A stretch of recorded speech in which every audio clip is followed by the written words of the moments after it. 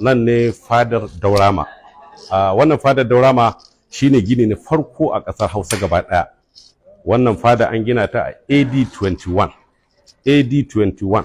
Yanzu muna AD 2025. Wannan fada shekarar ta 2004. Ita ce gini na farko a ƙasar Hausa. Kamar ke da suka saba da abubuwa Hausa zaka ji dan ƙwaro na faɗi cewa nan ne aka fara mulki ya girme kowane birni. To wannan ba hasashe bane, gaskiya ce ya faɗa. Wanda suka taso daga birnin Kan'an suka shigo ta ƙasar Masar kamar da martaba ya bayani, suka shigo ƙasashen Trablus wato Libya ta yanzu kenan, har suka zo tsohon birnin suka kafa gari shine Abduldar. Abduldar ne ya kafa Daura a BC 1500. 1500 BC. BC before Christ. That's 1,500 years plus 2,025 zai ba shekara 3,600 da kafa wannan masarauta ta Daura. Shekara 3,600.